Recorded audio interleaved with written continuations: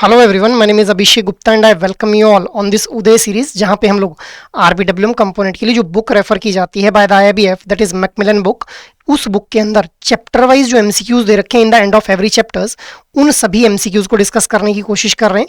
अब आज हम लोग बात करेंगे मॉड्यूल बी के उन एमसीक्यूज के बारे में जो कि आप लोगों की मैकमिलन बुक के अंदर जो है गिवन है अभी। अब देखिए, मॉड्यूल बी का पार्ट हम लोग जानते हैं कि चैप्टर नंबर 5 से लेकर के चैप्टर नंबर 16 तक हमारे जो मॉड्यूल बी का पार्ट बनते हैं।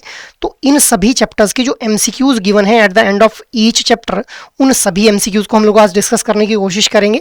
But before moving ahead, I just want to let you know guys कि भाई previous year questions, most important topics और मोस्ट इंपॉर्टेंट एमसीक्यूज, ये तीनों ही फैक्टर्स बहुत ही प्रोमिनेंट रोल प्ले करते हैं किसी भी एग्जाम को क्वालिफाई करने में। तो दोस्तों, अगर आप लोगों का भी यही कंसर्न है रिगार्डिंग योर जेआईबी एग्जाम, तो आप लोगों की स्क्रीन के ऊपर अभी जो डॉक्यूमेंट आप लोगों को दिख रहा है, इस डॉक्यूमेंट का लिंक आप लोगों को इस वीडियो के डिस्क्रिप्शन में देखने के लिए मिल जाएगा, जहां से आप लोग previous year questions, most important topics और most important MCQs for each and every component of JAIIB exam को एक्सेस कर पाएंगे, और वो भी बिल्कुल free of cost. So you can have a look on that particular document as well.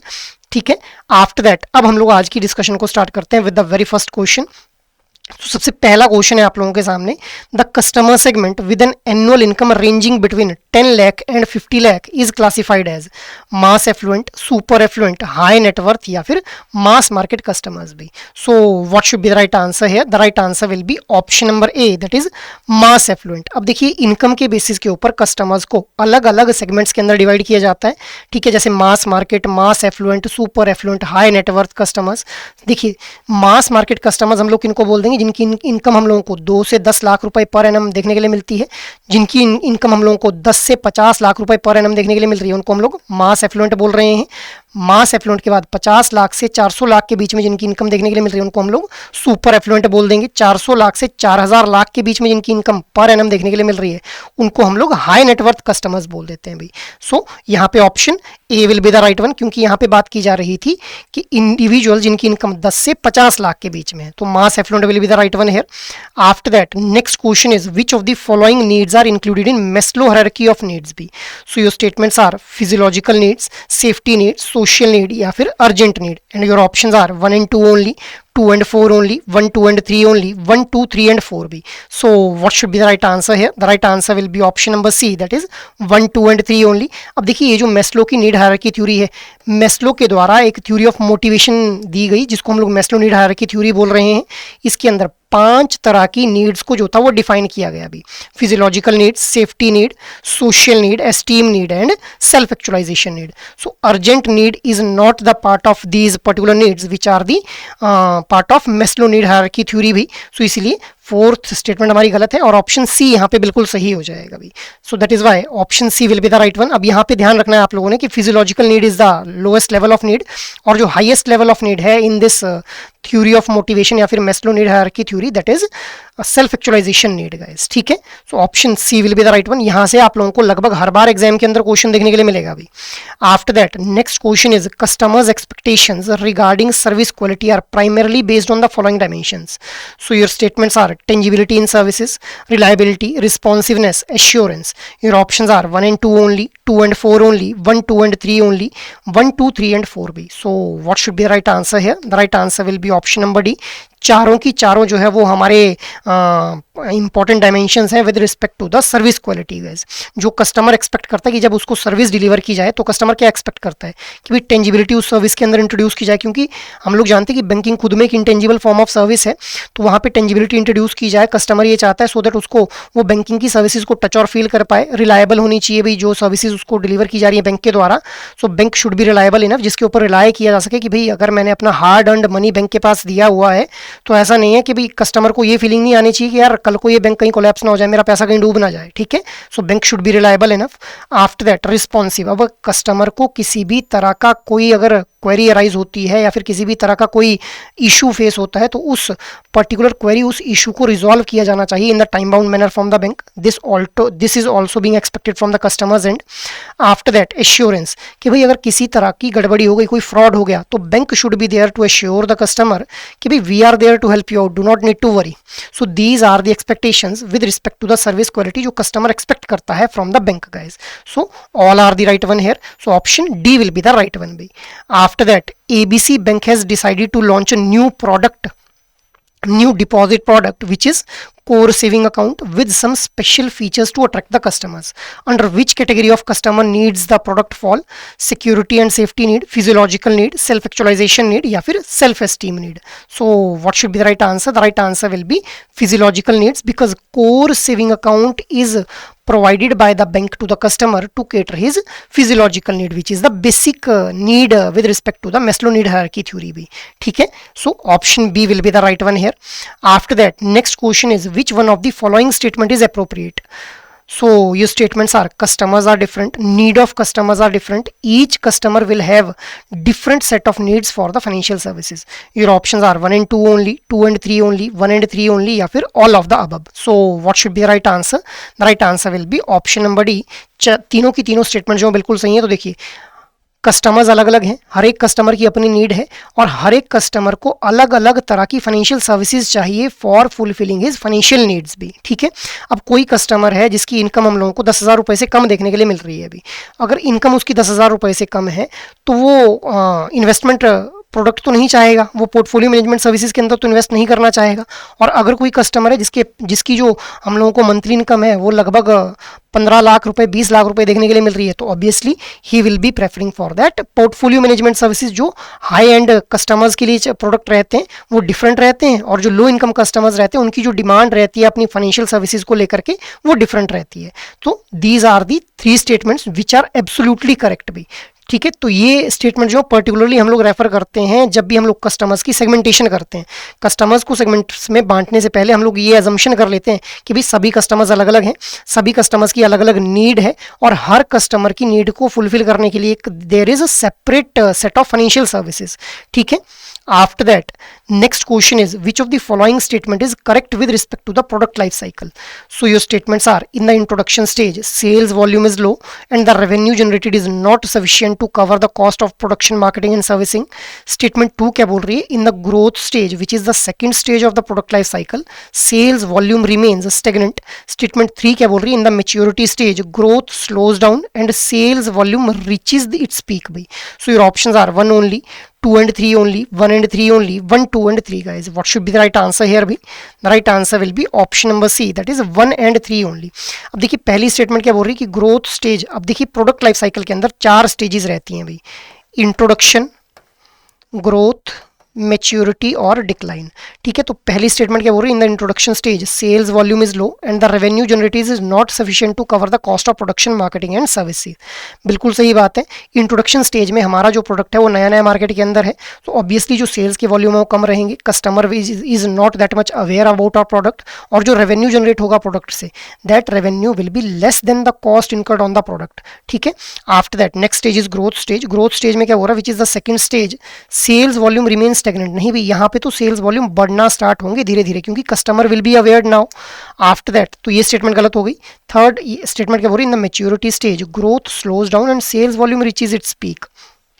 सो यहाँ पे हमारी जो मैच्योरिटी स्टेज है वहाँ पे जो सेल्स के वॉल्यूम है वो पीक के ऊपर पहुँच जाते हैं. बिल्कुल सही बात है भी, हमारे जो सेल्स के वॉल्यूम है वो पीक के ऊपर होते हैं इन दिस मैच्योरिटी स्टेज. और अगर decline stage which is the final stage, decline stage की अगर बात की जाए तो डिक्लाइन स्टेज के अंदर हमारे जो सेल्स के वॉल्यूम है वो सेचुरेट कर जाते हैं गाइस. ठीक है, और हमारी जो रेवेन्यू है वो भी स्टेगनेट कर जाता है अभी यहाँ पे.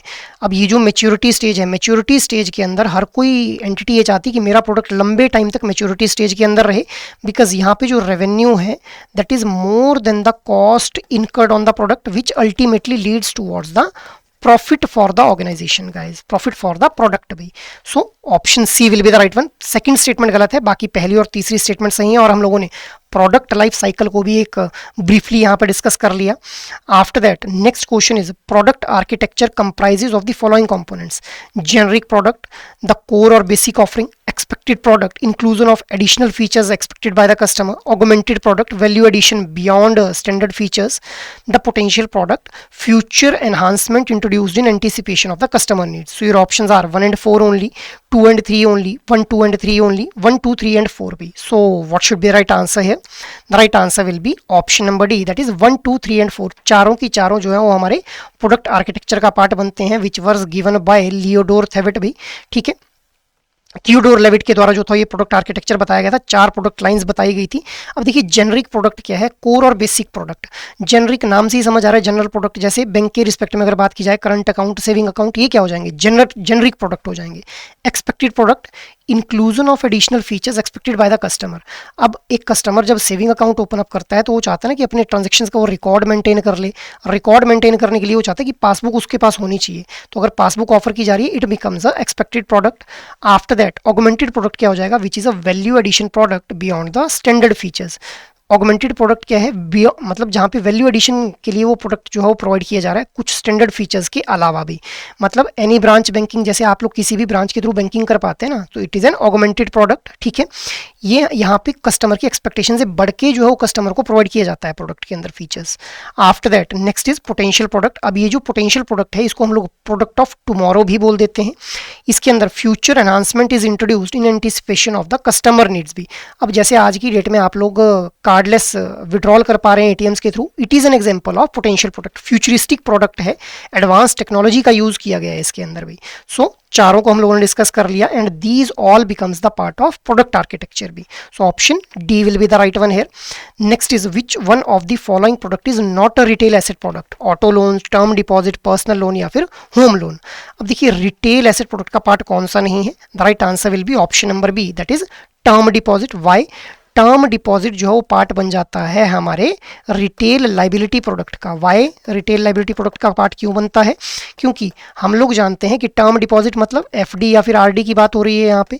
अब एफडी और आरडी के केस में इंटरेस्ट जो है वो प्रोवाइड किया जाता है कस्टमर को, मतलब there is outflow of fund from the bank and, जिस वजह से ये हमारा जो है वो रिटेल लाइबिलिटी प्रोडक्ट का पार्ट बन जाता है टर्म डिपॉजिट।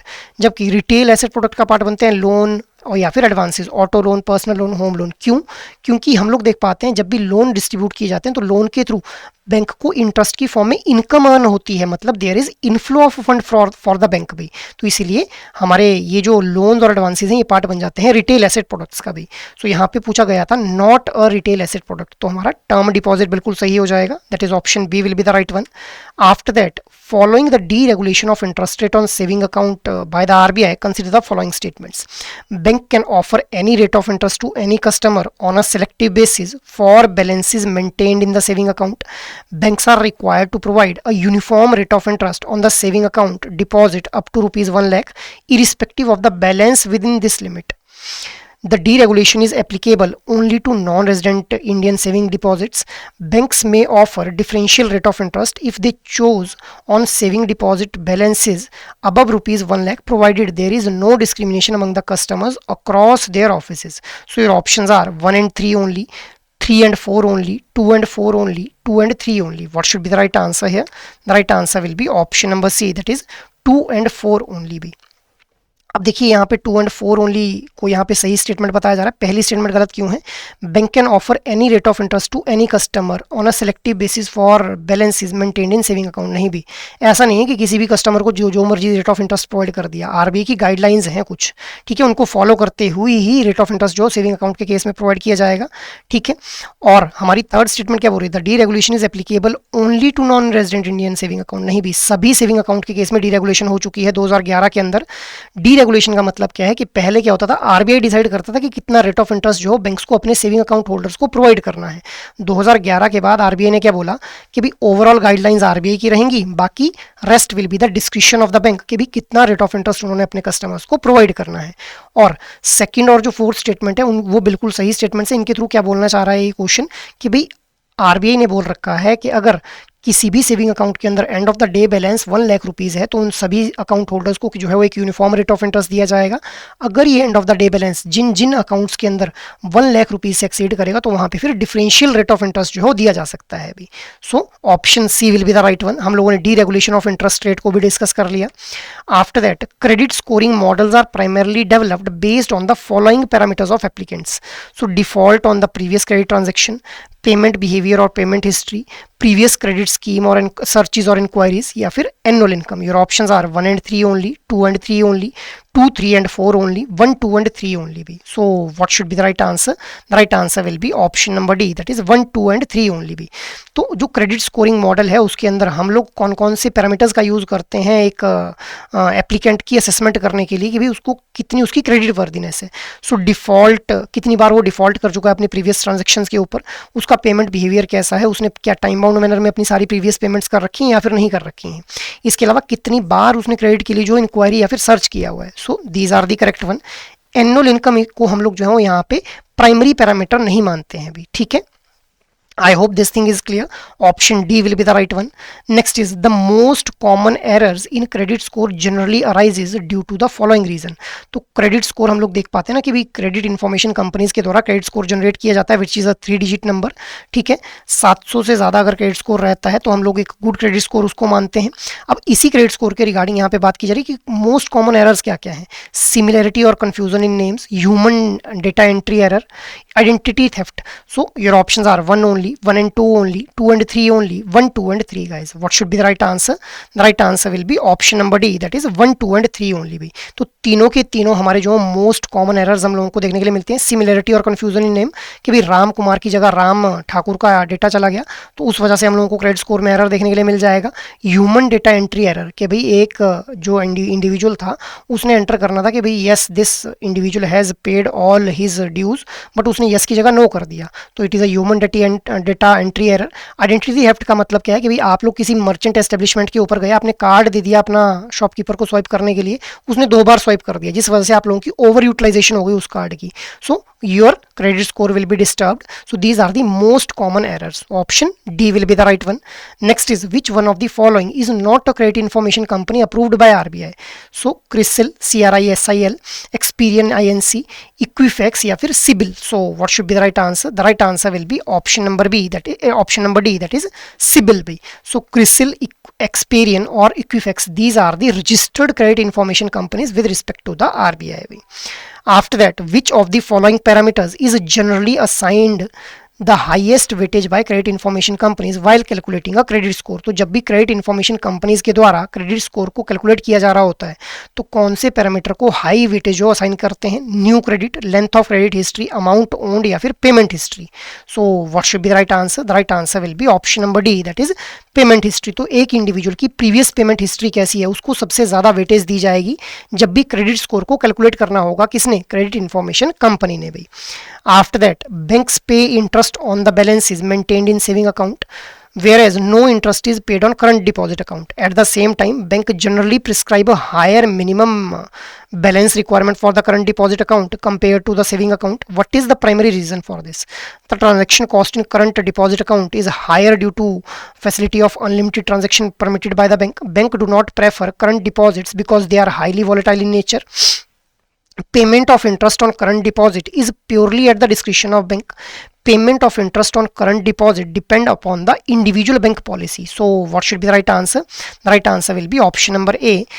तो देखिए करंट अकाउंट के केस में हम लोग देखते हैं कि भाई ट्रांजैक्शन कॉस्ट ज़्यादा रहती है क्योंकि अनलिमिटेड नंबर ऑफ ट्रांजैक्शन जो अलाउ की जाती है कस्टमर्स को, कोई भी रिस्ट्रिक्शन नहीं है. जिन भी इंडिविजुअल ने करंट अकाउंट ओपन किया होता है उनके ऊपर कोई रिस्ट्रिक्शन नहीं है कि कितनी बार वो ट्रांजैक्शन करते हैं, कितने अमाउंट की ट्रांजैक्शन कर सकते हैं. सो क्योंकि यहाँ पे एक हाई कॉस्ट जो है बैंक को मेंटेन करनी पड़ती है, ट्रांजैक्शन कॉस्ट जो है इनकर करनी पड़ती है, जिस वजह से हम लोग देख पाते हैं कि करंट अकाउंट के केस में कोई भी रेट ऑफ इंटरेस्ट कस्टमर्स को प्रोवाइड नहीं किया जाता है और मिनिमम बैलेंस की जो रिक्वायरमेंट है वो भी ज़्यादा रहती है इन case of current account in comparison to the minimum balance requirement in savings account. So option A will be the right one here. Next is, as per the income tax rules, under which of the following conditions can the maturity proceed of a term deposit or fixed deposit be paid in cash? When the matured amount is less than rupees 10,000, when the matured amount is up to rupees 20,000, when the mature amount exceeds 20,000, when the bank is satisfied about the genuineness and integrity of the customer and may pay any amount in cash. So what should be the right answer? The right answer will be option number B. So it is directly a fact based question कि जो matured amount है अगर वो 20,000 रुपये तक का हम लोगों को देखने के लिए मिल रहा है, so उस केस में जो मेच्योरिटी प्रोसीड्स हैं, ठीक है, those can be paid in cash भी, चाहे वो टर्म डिपॉजिट या फिर फिक्स डिपॉजिट की बात की जा रही हो. After that next question is the reverse sweep facility in 2-in-1 account operate on which of the following basis? Two in one account जो होते हैं वहां पे जो रिवर्स स्वीप फैसिलिटी है वो किस बेसिस के ऊपर ऑपरेट करती है? Last in first out, first in first out, first in last out, last in first out. So what should be the right answer? The right answer will be option number D, that is last in first out, that is LIFO जिसको बोल देते हैं. अब देखिए ये to in one account क्या होते हैं, जहां पे सेविंग्स अकाउंट और एफडी को हम लोग जो है कंबाइन कर देते हैं. ठीक है, अब लास्ट इन फर्स्ट आउट का मतलब क्या है? लास्ट इन फर्स्ट आउट का मतलब है कि एफडी के अंदर जो लास्ट अमाउंट आप लोगों ने डिपॉजिट किया होगा उस अमाउंट को जो है वो ब्रेक करके जो है वो ट्रांसफर किया जाएगा to the savings account to fulfil the deficit in the savings account. वही होती है ना reverse sweep facility. Sweep facility क्या है? जहां पे आप लोगों के जो सेविंग अकाउंट में अगर एक्सीड हो रहा है एक फंड एक मिनिमम थ्रेशोल्ड से, तो उस फंड को ट्रांसफर कर देंगे एफडी के अंदर. वो हो गई स्वीप. रिवर्स स्वीप हो गई कि भाई अगर आप लोगों के सेविंग अकाउंट में डेफिसिट ऑफ फंड है तो उस डेफिसिट ऑफ फंड को फुलफिल किया जाएगा by transferring the amount from FD to the savings account. और वहां पे कौन सा प्रिंसिपल यूज होगा? Last in first out. So option D will be the right one here. After that, next question is the rate of interest applicable to recurring deposit for a specific tenure is generally lower than that of fixed deposit, same as that of fixed deposit, higher than that of fixed deposit, determined at the discretion of the bank, and may differ from the rate applicable to a fixed deposit. So what should be the right answer? The right answer will be option number B. तो हमारा जो recurring deposit के ऊपर rate of interest रहता है that is same as the rate of interest in case of fixed deposit भी. After that next question is whom loans are sanctioned by bank for which of the following purposes? So purchase or construction of house, purchase or construction of a flat, purchase of a land and subsequent construction, addition or extension of an existing house. So your options are 1 only, 2 and 3 only, 1, 2 and 3 only, 1, 2, 3 and 4 भी. So what should be the right answer? Option number D, that is 1, 2, 3 and 4. So इन सभी purposes के लिए जो है वो home finances जो है grant किए जाते हैं बाय द बैंक्स. अगर आप लोगों ने नया घर बनाना है, बना बनाया घर खरीदना है, या आप लोगों ने लैंड परचेज करनी है जिसके ऊपर फिर बाद में कंस्ट्रक्शन करनी है, इसके अलावा आप लोगों का घर है उसके अंदर आप लोगों ने रेनोवेशन करवानी है, अल्ट्रेशन करवानी है, उसके लिए भी जो फाइनेंसिस हैं वो ग्रांट किए जाते हैं. तो option D will be the right one है.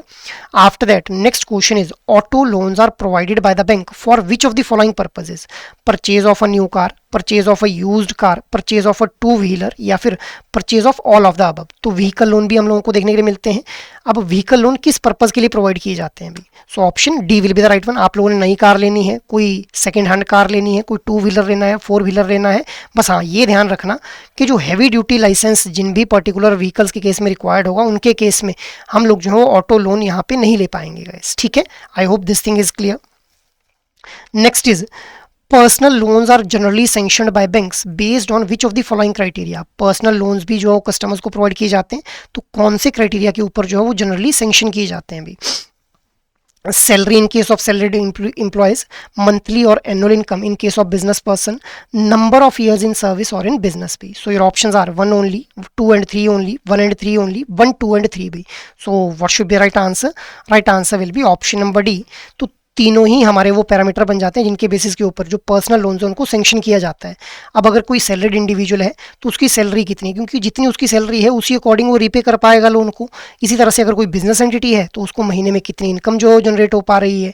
इसके अलावा अगर कोई बिजनेस एंटिटी है या फिर कोई सैलरीड इंडिविजुअल है तो वो कितने टाइम से उस बिजनेस के अंदर है. दीज आर दी पैरामीटर्स जिनके, क्योंकि ऐसा हो सकता है ना कि भाई अभी अभी उसने वो बिजनेस स्टार्ट किया हो तो उसके बेसिस के ऊपर उसको कैसे पर्सनल लोन दे दें. हो सकता है कल को उसका बिजनेस फ्लॉप हो जाए. ठीक है, तो एक मिनिमम टेन्योर रहता है कि भी इतने टाइम तक जो है बिजनेस के अंदर हो गया होना चाहिए, उसके बाद ही पर्सनल लोन जो है ग्रांट किए जाते हैं या फिर सैंक्शन किए जाते हैं. So option D will be the right one. After that, retail loan processing centers of the banks are primarily established to perform which of the following functions? Source retail asset business, process retail loan applications, obtain valuation report and legal opinion whenever required, disburse the loan at their end, and communicate the sanction to the branches. So your options are 1 and 3 only, 2 and 4 only, 2, 3 and 4 only, 1, 2, 3 and 4. What should be the right answer? The right answer will be option number D.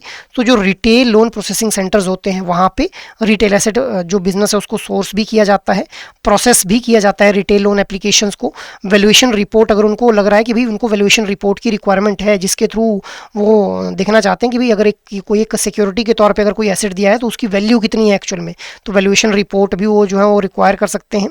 इसके अलावा वो disburse भी कर देते हैं loan को eight there and, या फिर वो कम्युनिकेट कर सकते हैं कि भाई ब्रांचेस को कि भाई उनके द्वारा लोन को जो है वो सैंक्शन कर दिया गया है guys. So these all are the functions which can be performed by the retail loan processing centers. After that, next question is the common types of credit cards generally issued by the bank include silver card, gold card, platinum card, titanium card. Your options are 1 and 2 only, 2 and 4 only, 1, 2 and 4 only, 1, 2, 3 and 4 भी. So what should be the right answer? The right answer will be option number D. तो हम लोगों को अलग अलग तरह के credit card जो देखने के लिए मिलते हैं, जैसे gold card, silver card, platinum card and titanium card. So option D will be the right one.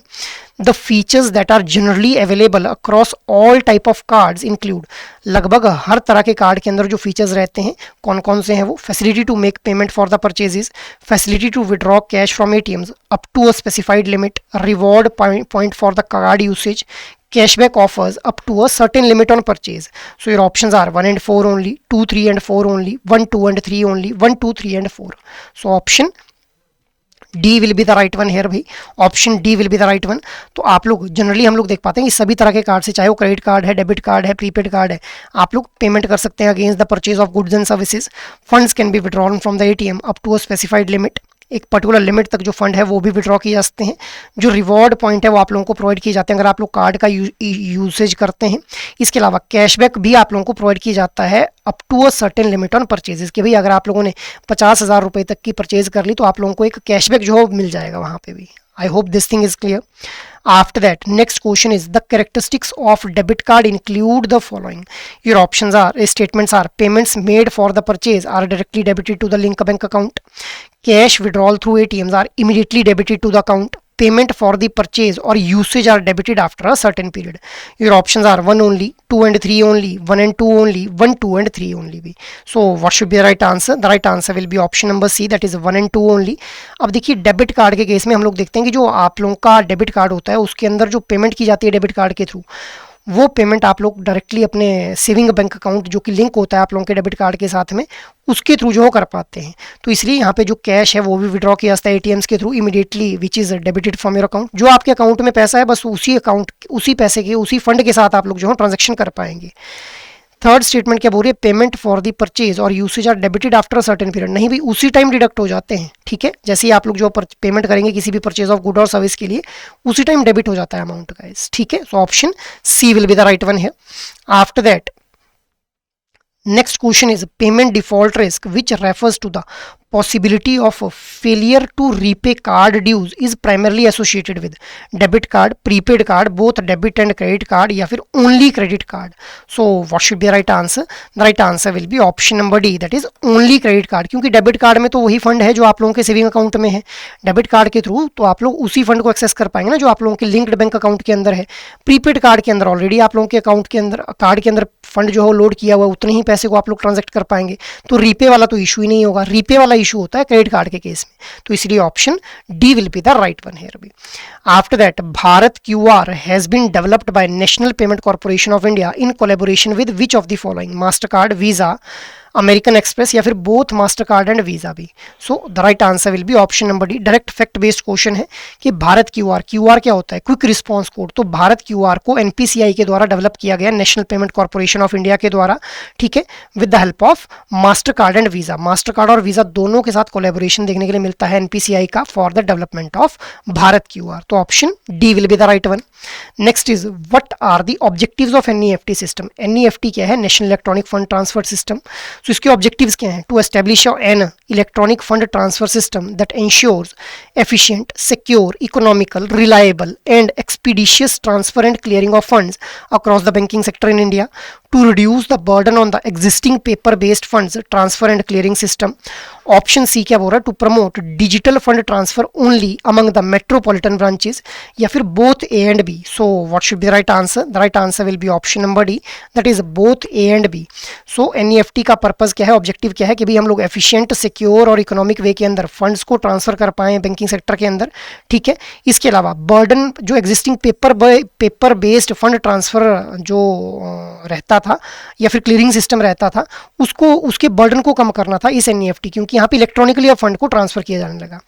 Option C क्या बोल रहा है, to promote digital fund transfer only among the metropolitan. नहीं भी, एनईएफटी के थ्रू आप लोग जो है all over India electronically funds को जो है ट्रांसफर कर सकते हैं.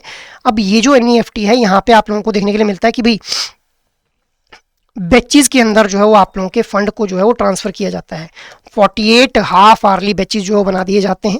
48 हाफ आर्ली बैचेज बनाने का मतलब क्या है कि जैसे 12 बजे एक बैच गया जिसके अंदर ट्रांजेक्शन्स गई, ठीक है, 12 बजे के बाद 12:30 बजे नेक्स्ट बैच जाएगा। तो अगर आप लोग 12:10 पे कोई ट्रांजेक्शन इनिशिएट करते हैं तो 12:30 बजे वाले बैच के अंदर जाएगी भी, ठीक है। इसके अलावा विद इन 2 बिजनेस आवर्स जो फंड है those should be transfer to the beneficiaries account, अगर हम लोग NEFT के थ्रू जो ट्रांसफर कर रहे हैं। और अगर हम लोग देखने के लिए मिलता है हम लोगों को कि there is delay in the transfer of funds, तो जो बैंक है उसके ऊपर पेनल्टी लगाई जाती है। RBI का जो LAF रेपो रेट है +2%, मतलब जितना रेपो रेट है, जैसे 4% अगर रेपो रेट चल रहा है तो उसमें 2% और ऐड कर लेंगे, 6% की पेनल्टी जो है बैंक के ऊपर लगाई जाएगी अगर with in proper stipulated time period जो फंड है उसको ट्रांसफर नहीं किया जाता है भाई। After that, next question is, which of the following statements describes the characteristics of RTGS, that is real-time gross settlement? Options are remittance and fund transfer are processed through a series of system inputs and move from the customer's bank to the beneficiary bank. Option B क्या बोल रही है, remittances are transmitted through a structured electronic messaging process. Settlement of transaction is carried out on a gross basis using the liquidity maintained by sending bank with the settlement bank. Remittances are credited and settled on a real time, that is dynamic basis, या फिर all of the above. So the right answer will be option number E, that is all of the above. तो देखिए RTGS के through जो भी fund transfer किए जाते हैं उसके अंदर सीरीज ऑफ सिस्टम इनपुट्स हम लोगों को देखने के लिए मिलती हैं and move from the customer bank to the beneficiary bank. अब जो रेमिटेंसीज हैं those are transferred through structured electronic messaging system, ठीक है। यहाँ पे SFMS का हम लोग जो यूज़ करते हैं इस रियल टाइम क्रॉस सेटलमेंट के अंदर। जो सेटलमेंट है ट्रांजैक्शन की वो हम लोगों को देखने के लिए मिलती है कि that is going carried out on a gross basis using liquidity, क्योंकि हम लोग जानते हैं कि RTGS के थ्रू मिनिमम 2 लाख रुपीज़ जो आप लोग ट्रांसफ़र कर सकते हैं। तो अब बड़े अमाउंट्स को ट्रांसफ़र करना है, एक बैंक ने बेनिफिशियरी के अकाउंट तक पहुंचाना है, तो उस केस में सेटलमेंट अकाउंट जो कि बैंक्स के द्वारा मेंटेन किए जाते हैं विद RBI, उन सेटलमेंट अकाउंट्स का यूज़ किया जाता है जब भी RTGS के थ्रू ट्रांजेक्शन को सेटल करवाना हो। अब यहाँ पे जो ट्रांजेक्शन है वो रियल टाइम के ऊपर सेटल करवाई जाती है। जैसे NEFT में हम लोगों ने देखा ना कि बैचेज बन रहे थे, यहाँ पे बैचेज नहीं बनेंगे, रियल टाइम के अंदर आप लोगों की जो सेटलमेंट है वो फंड्स की करवाई जाती है अभी। So option E will be the right one है। Next is the advantages of ECS payments are no need for issuing any check to the beneficiary. Payment default will not happen if there is a sufficient balance in the account. No follow-up is needed by the beneficiary as payment will be received automatically based on the mandate obtained. Hassle-free for the mandate issuer as it saves his time of issuing the checks for each payment, या फिर all of the above. So the right answer will be option number E. अब देखिए guys, ECS क्या है, electronic clearing services. अब जब भी हम लोगों ने बल्क के अंदर पेमेंट करनी है, रेपिटेटिव पेमेंट करनी है और पीरियोडिकली पेमेंट्स करनी है, जैसे आप लोगों को इंटरेस्ट पे किया जाता है बैंक्स के द्वारा, तो हर क्वार्टर के अंदर इंटरेस्ट पे होता है या फिर हर साल पे किया जाता है, ठीक है। इसी तरह से अब अगर आप लोगों को सैलरीज रिसीव हो रही हैं अपने एम्प्लॉयर के थ्रू, तो सैलरी जो एम्प्लॉयर है उसके द्वारा मल्टीपल अकाउंट्स के अंदर जो सैलरीज भेजी जा रही हैं, हर महीने भेजी जा रही हैं और एक बल्क का ट्रांजैक्शन देखने के लिए मिल रही है। सो यहाँ पे हम लोग यूज़ करते हैं ECS का भी। अब इसके अंदर क्या है कि कोई भी चेक इशू करने की ज़रूरत नहीं है। पेमेंट डिफ़ॉल्ट होने के हम लोगों को जो चांसेस कम होते हुए देखने के लिए मिलते हैं, क्योंकि जब तक अकाउंट के अंदर जो सफिशिएंट बैलेंस है जिस अकाउंट से फंड ट्रांसफ़र किए जाने हैं भी, और कोई भी फॉलोअप लेने की ज़रूरत नहीं है, क्योंकि ऑटोमेटिकली जो पेमेंट है वो मैंडेट बेस्ड रहती है। मैंडेट का मतलब क्या है कि भाई एक मैंडेट का मतलब इंस्ट्रक्शंस जो है इशू कर दी जाती हैं कि भी हर महीने की 2 तारीख को मेरे अकाउंट से इतना पैसा कट के इन पर्टिकुलर अकाउंट्स के अंदर चला जाना चाहिए, ठीक है। सो मैंडेट हम लोगों को देखने के लिए मिलता है। अब ये जो मैंडेट है it is hassle free for the mandate issuer, क्योंकि इससे उसको हर बार जो चेक नहीं इशू करना पड़ रहा है हर एक पेमेंट के लिए guys. So this is ECS system. I hope this thing is clear कि why option E is the right one. और ये ध्यान रखेंगे कि ECS सिस्टम हम लोगों को 3 तरह का देखने के लिए मिलता है, लोकल ECS, रीजनल ECS और नेशनल लेवल ECS गाइज। अब ECS को ही जो है वो हम लोगों को ECS का एक बेटर वर्जन आगे देखने के लिए मिलता है NACH, that is national automated clearing house भी। After that the term EFT means which one of the following. EFT का मतलब क्या है, electronic foreign transfer, electronic financial transfer, electronic fund transfer, electrical fund transfer. What should be the right answer? The right answer will be electronic fund transfer. So electronic fund transfer के through हम लोग electronically funds को transfer कर पाते हैं। इसी को बाद में NEFT बोला जाता है, जब नेशन वाइड जो था वो इलेक्ट्रॉनिकली फंड ट्रांसफर किए जाने लगे इस पर्टिकुलर मैकेनिज्म के थ्रू भी। After that a settlement mechanism in which the processing and final settlement of funds transfer instruction occurs continuously in real time is debt clearing system, credit clearing system, national clearing system या फिर real time gross settlement. तो जहाँ पे real time के अंदर हम लोगों को जो है वो कॉन्टिन्यूसली फंड्स की सेटलमेंट होती हुई देखने के लिए मिलती है, उसको क्या बोलते हैं? Option D, RTGS. अभी हम लोगों ने इसके बारे में डिस्कशन किया अभी। After that, process models in retail banking are structured in which of the following veg?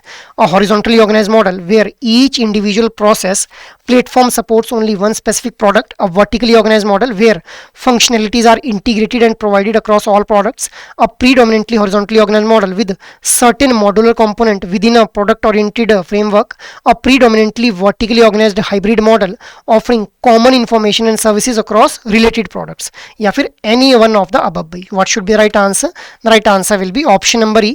तो horizontally organized model, vertically organized model, predominantly horizontally organized model और predominantly vertically organised model, these are various kind of model जो कि हम लोगों को process models की तरह देखने के लिए मिलते हैं with respect to retail banking. Horizontally organised model के अंदर क्या होता है कि अलग अलग प्रोडक्ट और सर्विस को बनाने के लिए अलग अलग डेटा सेट का यूज किया जाता है। वर्टिकली ऑर्गेनाइज्ड मॉडल के अंदर क्या होता है कि एक कॉमन डेटाबेस का यूज करके मल्टीपल काइंड ऑफ प्रोडक्ट बना लिए जाते हैं।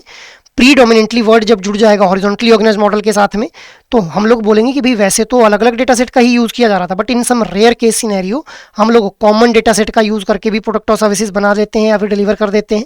और प्रीडोमिनेंटली वर्टिकली ऑर्गेनाइज्ड मॉडल क्या हो जाएगा, जहाँ पे वैसे जनरली एक कॉमन डेटा सेट का यूज करते हैं बट अलग अलग तरह के सर्विसेज के लिए कई बार अलग अलग डेटा सेट का भी यूज कर लेंगे, तो उस सिचुएशन को, उस मॉडल को हम लोग क्या बोल देंगे? प्रीडोमिनेंटली वर्टिकली ऑर्गेनाइज्ड मॉडल बोल देंगे भी। आई hope this thing is clear. After that, bank adopts which of the following technology models be? So fully outsourced model, partially outsourced model, in-house model या फिर any of the above. So any of the above will be the right one. अब ये है क्या है? fully outsourced model मतलब एक bank के द्वारा अपने सारी एक्टिविटीज़ को जो है वो आउटसोर्स कर दिया गया है एक थर्ड पार्टी को बोला गया कि आप ही जो है परफॉर्म करेंगे सारी activities which are planned as well as existing मेरे बिहाफ के ऊपर, तो इसको बोलेंगे फुली आउटसोर्स। पार्शली आउटसोर्स कि भाई कुछ एक्टिविटीज़ मैं खुद परफॉर्म कर लूँगा, कुछ एक्टिविटीज़ जो है थर्ड पार्टी परफॉर्म कर लेगी। इन हाउस सारी की सारी एक्टिविटीज़ में अपने इंटरनल रिसोर्सेज का यूज़ करके ही परफॉर्म करूँगा भी। So option D will be the right one. After that, AB Bank gathered data regarding the need of its customer and subsequently developed a product based on that analysis। जो उसने data collect किया उसके need के regarding उस data का analysis किया और उसके बेसिस के ऊपर प्रोडक्ट डेवलप कर दिया।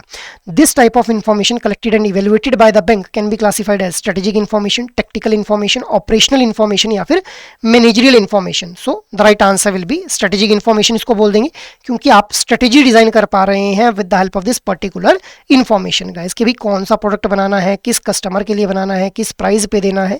सो option A will be the right one here. Next is technology and retail banking are considered to be inseparable, separable, complementary या फिर सप्लीमेंट्री। तो देखिए टेक्नोलॉजी और retail banking day by day हम लोग देख पा रहे हैं ना, टेक्नोलॉजी एडवांस होती जा रही है। अब ये जो टेक्नोलॉजी और रिटेल बैंकिंग है दीज आर एक्चुअली इनसेपरेबल, इनको एक दूसरे से अलग नहीं किया जा सकता। अगर आप लोग अपने रिटेल बैंकिंग के प्रोडक्ट्स को इनकलकेट नहीं करेंगे विद एडवांस टेक्नोलॉजी तो आप लोगों का जो प्रोडक्ट है वो मार्केट के अंदर सस्टेन नहीं कर पाएगा and it will be vanished out from the market after some time भी। So option A will be the right one. Next is the Indian financial technology and allied services has been acquired by which of the following institution. IFTAS के बारे में question frame किया गया है। IDRBT ने इसको acquire किया है, IIBF ने, RBI ने या फिर ministry of finance government of India के द्वारा इसको एक्वायर किया गया है। What should be right answer? The right answer will B RBI। अब देखिए इफ्टाज क्या है, IDRBT institute for development and research in banking technology के द्वारा हम लोगों को कुछ सर्विसेज जो है वो इवॉल्व होती हुई देखने के लिए मिलती हैं, उन्हीं में से एक है इफ्टाज।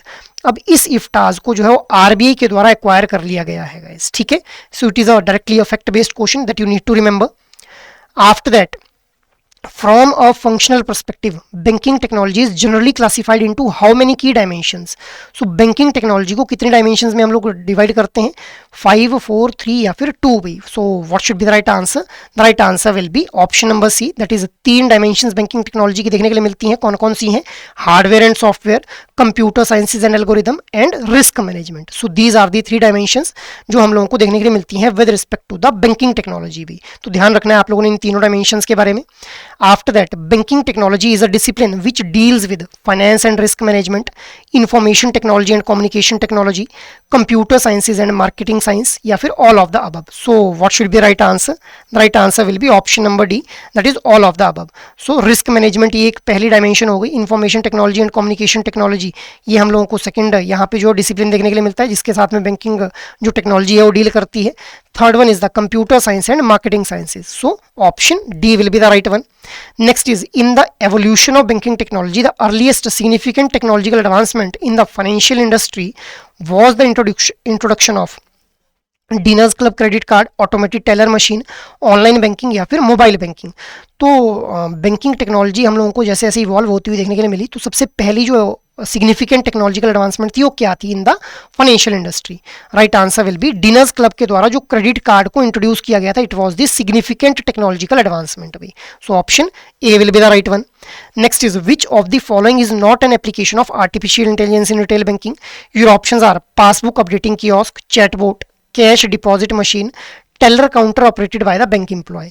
सो आर्टिफिशियल इंटेलिजेंस जिसका यूज आज की डेट में हम लोग लगभग हर फील्ड के अंदर कर पा रहे हैं, कौन सी एप्लीकेशन नहीं है यहाँ पे आर्टिफिशियल इंटेलिजेंस की? Right answer will be option number D, that is जो teller counter which is operated by the bank employee. अब बैंक एम्प्लॉय उसको खुद ऑपरेट कर रहा है, तो आर्टिफिशियल इंटेलिजेंस की एप्लीकेशन नहीं है. आर्टिफिशियल इंटेलिजेंस जो वर्ड है, it was coined by John McCarthy. ठीक है, अब ये जो आर्टिफिशियल इंटेलिजेंस, इसका मतलब क्या है कि जब ह्यूमन रीजनिंग जो है वो मशीन्स के अंदर इंट्रोड्यूस कर दी जाएगी, तो उसको बोलते हैं आर्टिफिशियल इंटेलिजेंस भी. So passbook updation kiosk machine, chatbot, cash deposit machine, ये सभी क्या हैं? These are the example of या फिर application of artificial intelligence in retail banking भी. Next is, default in repayment in credit card and personal loan segment primarily occurs due to which of the following reason? Genuine default arising from the circumstances beyond the borrower's control, wilful default where repayment is intentionally avoided, any of the above या फिर none of the above. So option C will be the right one, क्योंकि default जो genuine default भी होते हैं और willful default भी होते हैं. genuine डिफॉल्ट जैसे कि भाई कोई कस्टमर था, उसकी जॉब चली गई, कोई पर्सनल सेटबैक आ गया, उसको कोई मेडिकल इमरजेंसी फेस करनी पड़ गई, बिजनेस एनवायरनमेंट में चेंज हो गया, जैसे कोविड आ गया, ठीक है, इकोनॉमिक इंस्टेबिलिटी आ गई, जिस वजह से वो रीपे नहीं कर पाया लोन को, तो this will be the example of genuine default. Wilful default क्या हो जाएगा कि भाई मेरे पास फंड है बट मैं बैंक की ईएमआई नहीं पे करूंगा, ठीक है, या फिर मेरे पास जो फंड पड़ा हुआ है मैंने उसको कहीं और डाइवर्ट कर दिया, मैंने जो फंड लिया था वो फंड लिया था घर बनाने के लिए, उससे मैंने जो अपनी वेकेशंस एंजॉय कर दी. So these are the wilful default भी, जहाँ पे इंटेंशनली मैं अवॉइड कर रहा हूँ कि भाई मैं रीपेमेंट नहीं करूंगा. तो किसी भी तरह का डिफॉल्ट हम लोगों को देखने के लिए मिल सकता है इन case of credit card and personal loan segment. After that, bank can initiate recovery proceedings through लोक अदालत for loan amount up to which of the following limit? 5 lakh, 10 lakh, 20 lakh या फिर 25 लाख. तो लोक अदालत के थ्रू बैंक्स के द्वारा अपने अमाउंट को जो रिकवर किया जाता है, Lok Adalat is basically the cheapest mean और the easiest way to get the funds back from the defaulter भी. ठीक है, तो एक्चुअली में जो लोक अदालत हैं ये एक बिचौलिए की तरह एक्ट करते हैं between the both the parties. कौन कौन सी पार्टीज? बैंक और द डिफॉल्टर, दोनों के बीच में म्यूचुअल कंसेंट के थ्रू ये जो एक सेटलमेंट करवाते हैं. अब उस सेटलमेंट का अमाउंट जो हो कितने अमाउंट तक हो सकता है अभी? So option C will be the right one, 20 lakh rupees. तो 20 लाख रुपए तक का जो अमाउंट है that can be recovered with the help of Lok Adalat by the bank भी. After that, as per the recovery policy, the terms and condition for repossession should include which of the following provisions? Notice period to be given before taking possession, circumstances under which the notice period may be waived, procedure to be followed for taking possession of the secured asset, provision for granting a final opportunity to the borrower to repay before the sale or auction of the property, या फिर all of the above. So जब भी एक property की repossession करनी होगी तो क्या कुछ जो है following provisions हम लोगों को देखने के लिए मिलते हैं? Right answer will be option number E, all of the above. तो पहले जो एक पोजीशन दिया जाएगा, पोजीशन लेने से पहले एक प्रायर नोटिस दिया जाएगा, और कब नोटिस नहीं देना है उसके लिए भी सर्कमस्टांसेस है कुछ मेंशन्ड है. इसके अलावा प्रॉपर एक प्रोसीजर फॉलो किया जाएगा जब हम लोगों को प्रॉपर्टी का जो सिक्योर्ड एसेट है उसका पोजीशन लेना है, अगर बोरर जो डिफॉल्ट कर चुका है, और बोरर को एक फाइनल अपॉर्चुनिटी भी देनी है ऑक्शन से पहले कि भाई आप जो अमाउंट पे कर दो, अदरवाइज हम लोग आपकी इस सिक्योर्ड एसेट को जो सेल आउट करने वाले हैं. So option E will be the right one. Next is, what is the primary objective of loan recovery process? To increase the number of corporate loans, to increase non performing assets, to reduce non performing assets, to reduce the total number of loan sanctioned. So what should be the right answer? The right answer will be option number C. तो non performing assets को कम करना है. अब non performing assets क्या होते हैं? देखिए हम लोगों ने समझा कि जो लोन और एडवांसेस है उनको हम लोग एसेट बोल देते हैं. अब जब इनको एसेट बोल क्यों रहे हैं, क्योंकि इनके थ्रू इनकम आ रही है बैंक को इंटरेस्ट की फॉर्म में। बट जब ये इनकम आना बंद हो जाएगी तो इन्हीं एसेट्स को हम लोग क्या बोल देंगे, नॉन परफॉर्मिंग एसेट्स बोल देंगे। अब अगर कोई भी लोन अकाउंट हम लोगों को ओवरड्यू देखने के लिए मिलता है फॉर मोर देन 90 डेज, तो उसको हम लोग नॉन परफॉर्मिंग एसेट बोल देते हैं। अब लोन रिकवरी प्रोसेस का मेजर ऑब्जेक्टिव क्या है कि ये नॉन परफॉर्मिंग एसेट कम हो, इनको कम करना है कैसे ना कैसे, क्योंकि अगर ये ज़्यादा होंगे तो बैंक जो है अपने ऑपरेशंस को स्मूथली रन नहीं कर पाएंगे guys. After that which of the following does not form part of sequence involved in converting data into a decision, process, information, inaction या फिर decision. What should be the right answer? Right answer will be option number C, that is inaction भी. So data हमारे पास, हम लोग अलग अलग sources के through data collect करते हैं, डेटा के थ्रू इन्फॉर्मेशन को फैच किया जाता है, इन्फॉर्मेशन को फैच करने के बाद हम लोग जो है वो उस इन्फॉर्मेशन के बेसिस के ऊपर जो है वो डिसीजन लेते हैं और उस डिसीजन के ऊपर फिर एक्शन लेते हैं गाइस, ठीक है। So in action will not become the sequence involved in converting the data into the decision भी, ठीक है। After that, customers generally select a bank based on which of the following factors: ease of doing business, quality of personal and services, range of financial services offered या फिर all of the above. So कौन कौन से वो factors हैं जिनको consider किया जाता है जब भी एक कस्टमर जो है एक बैंक को सिलेक्ट करता है अपनी फाइनेंशियल नीड को फुलफिल करने के लिए भी। So option D will be the right one, कि भाई वो इजीली जो अपने बिजनेस को कैरी ऑन कर पाए, ठीक है। जो सर्विसेज उसको डिलीवर की जाए वो क्वालिटी ऑफ सर्विसेज हों, उनमें मिनिमम स्टैंडर्ड्स को फॉलो किया जाए और वैरायटी ऑफ सर्विसेज हों बैंक के द्वारा जो ऑफर की जा रही हैं, सो दैट उसकी अलग अलग तरह की जो फाइनेंशियल नीड्स हैं वो बैंक के द्वारा सेम प्लेटफॉर्म के थ्रू ही फुलफिल हो पाएं भी। So option D will be the right one है। Next is the issue relating to management information system are primarily influenced by which of the following factors: human factors, organizational factor या फिर environmental factor या फिर all of the above. So the right answer will be option number D, that is all of the above. अब देखिए management information system के through हम लोग जो है वो अल्टीमेटली इंफॉर्मेशन को एसेसिबल बनवा पाते हैं to the decision maker. Management information system का यूज किया जाता है बाय द डिसीजन मेकर, जिन्होंने डिसीजन लेना है कि भाई कौन सा प्रोडक्ट लॉन्च करना है, किस टारगेट कस्टमर के लिए लॉन्च करना है, कौन से चैनल का यूज करना है, कितना प्राइस रखना है, कैसे प्रॉफिट बढ़ाना है, कौन से मार्केट को हम लोगों को जो है टारगेट करना है। So this all decision are done with the help of management information system. तो जो हम लोगों को मैनेजमेंट इंफॉर्मेशन सिस्टम है उसके अंदर कुछ इश्यूज देखने के लिए मिलते हैं based on human factor, organisational factor and environmental factor. Human factor क्या हो सकता है कि भाई जो इंडिविजुअल इन्वॉल्व है इस मैनेजमेंट इंफॉर्मेशन सिस्टम को डिजाइन करने में, those are not having that sufficient knowledge कि भाई किस पर्टिकुलर प्रॉब्लम को एड्रेस करने के लिए हम लोग जो इस मैनेजमेंट इंफॉर्मेशन सिस्टम को डिज़ाइन कर रहे हैं। So it may be a human factor. Organisational factor कि भाई ऑर्गेनाइजेशन के पास इतना फंड ही नहीं है कि वो एक अच्छा मैनेजमेंट इंफॉर्मेशन सिस्टम जो डिज़ाइन करवा पाए, ना ही उसके पास ऐसा कल्चर है और ना ही उसके एम्प्लॉयज़ को ट्रेन करने के लिए उसके पास ट्रेनिंग का कोई प्रोसेस है। After that environmental factor. Environmental factor क्या हो सकता है कि भाई एक सही एनवायरमेंट ही क्रिएट नहीं किया जा रहा है, ना तो जो MIS के डिज़ाइनर हैं और जो डिसीजन मेकर है जिन्होंने इसको यूज़ करना है वो भी इंटरेस्ट नहीं ले रहे हैं, तो एक प्रॉपर हेल्दी एनवायरनमेंट ही नहीं है for the efficiency of this management information system, तो वो हो जाएगा environmental factor. So these are the issues with respect to MIS. After that, with reference to the securitization process, consider the following statements: the lender initially selects the assets proposed to be securitized.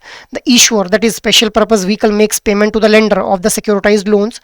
The lender converts the selected assets into pool of securities for issuing pass-through certificates. The pass-through certificates are then sold to investor who are willing to invest in such instruments. So your options are 1 and 2 only, 2 and 4 only, 1, 2 and 4 only, 1, 2, 3 and 4 भी. So what should be the right answer? Right answer will be option number D. अब देखिए securitisation सुनने में बहुत ही typical सा word हम लोगों को लगता है, बट सिक्योरिटाइजेशन का मतलब क्या है कि एक एसेट के द्वारा, देखिए अलग अलग तरह के, एक बैंक के द्वारा अलग अलग तरह के जो लोन्स हैं वो डिस्ट्रीब्यूट किए गए होते हैं। So multiple kind of loans को जो है वो उनको पूल कर लिया जाता है, जो भी कॉन्ट्रेक्चुअल डेट्स हैं उनको पूल कर लिया जाएगा एक बैंक के द्वारा। उन कॉन्ट्रेक्चुअल डेट्स को पूल करने के बाद those contractual debts will be transfer to the special purpose vehicle, ठीक है। ये स्पेशल पर्पस व्हीकल तक इन पूल्ड एसेट्स को जो है पहुंचाया जाएगा।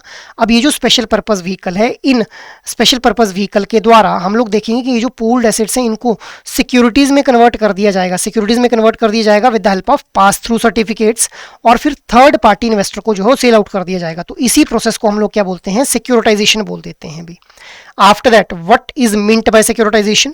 So disposal of securities for recovery of overdue loan, pooling of individual loans and selling them as a package to the investor, trading in securities and other bank instruments, issuing new securities by a bank to raise fund for lending. So what should be the right answer?